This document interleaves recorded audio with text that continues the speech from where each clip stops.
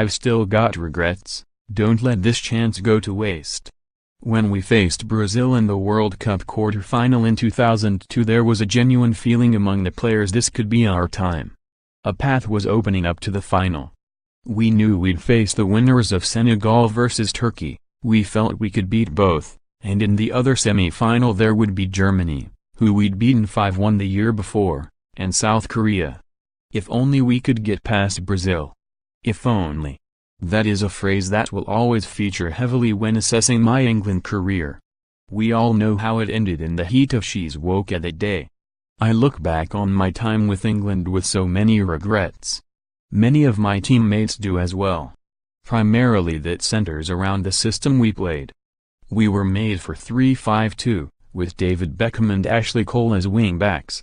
Now I'm watching a team play that system. And I'm genuinely excited for us.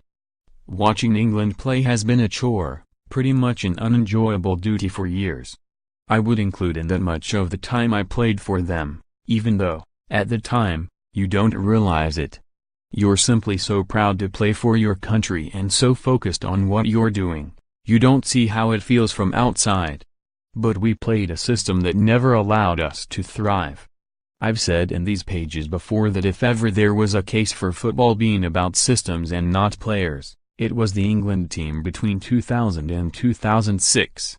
With a different system you would have seen a different type of performance.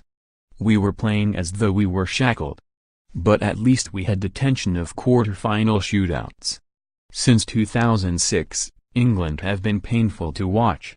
It's been laborious football and no joy to it. Suddenly there is hope. Suddenly all the excuses and reasons for not delivering under pressure are being swept aside. First, there is a manager who has made a series of sensible decisions en route to the World Cup, be that dropping certain players or changing the system. He's been emotionally steady with the players, not exposing them to ups and downs, which is a good thing and likes Sven-Göran Eriksson. But he's also made tough decisions when necessary. Unlike Eriksson, he's not the pragmatic, sensible man on the pitch. He's taking risks here in the style of play, which I like. Among the good decisions he has taken, I would include the resting of players against Belgium.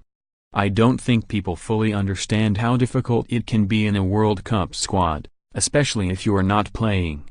I don't expect people to understand, as, of course, it is the culmination of a dream to be at the World Cup. And people have much tougher tours in life, especially in the army and other jobs, where they're away from their family and under much more extreme pressure than footballers.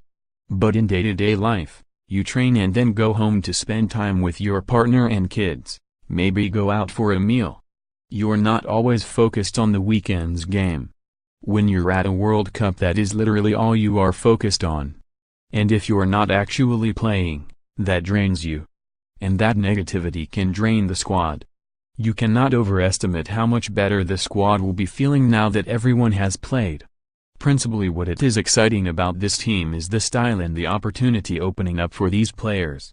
We've waited for years, you could argue 20 years since the era of Terry Venables and Glenn Hoddle, for England to play with fluidity and create chances. That's always been our problem. We've been solid at times in our better years. But apart from a couple of occasions, against Germany in 2001, Denmark in 2002 and Croatia in Euro 2004, we rarely looked like creating lots of goals. Now there is a chance to change that. And, yes, there is a route opening up to the semi-finals. That's not to disrespect Colombia, who are a very fine team with some players we know a lot about in Radamel Falcao, Juan Cuadrado, James Rodriguez, if fit, and Davinson Sanchez, as well some less familiar names, like Porto's Juan Quintero in attacking midfield and Barcelona's Yerry Mina, who is such a threat at set pieces. We're long past the days when the English public underestimated the threat of teams like Colombia. Equally, as players, you have to back yourself to win a game that is finely balanced. As you would against Sweden and Switzerland. There is a path to a semi-final avoiding the traditional World Cup powers. And saying that isn't arrogant or presumptuous.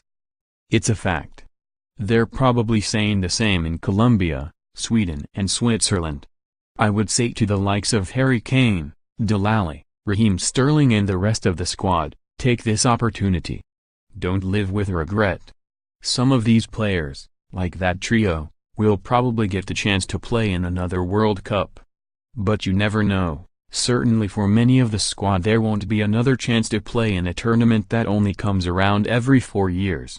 And they certainly are unlikely ever to be in a World Cup draw like this again. They're playing with confidence and style. Take that out onto the pitch against Colombia. Seize this moment and play with the flair we know that you have. England have a huge chance now in this tournament.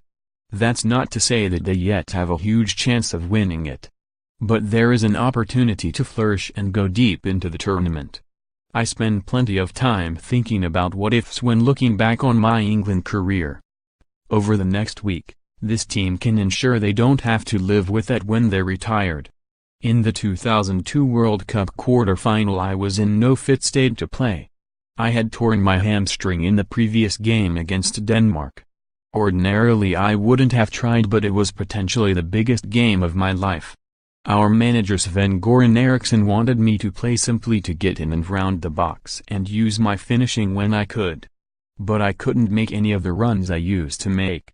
I did what I could. I even scored, putting us ahead on 23 minutes. But I wasn't right, and ultimately as a team we played poorly and went out, losing 2-1. We probably would have lost anyway if I had been fit. We've spoken about how the shape wasn't right and how little we created. But we would have had a better chance with everyone fit. The trouble was we had 3 hard group games and searing heat in 10 days. That takes its toll. We had a 3-day break and then Denmark in the last 16, where I tore my hamstring. And that, right there, is the reason why Gareth Southgate rested almost everyone on Thursday. Every game you play in short succession increases your injury risk. So even if Harry Kane had come through Thursday, he would have been a little less sharp for Tuesday. And there would be a greater risk of an injury with tired muscles. Even more so for Kieran Trippier and Delali, who have had strains. I always thought it took 5 days to recover properly and feel really fresh. Hopefully the first 11 will have 2 games in 5 days this week. And they'll go into that game having had 9 days rest. That in itself justifies the England manager's decision. I believe it will pay off.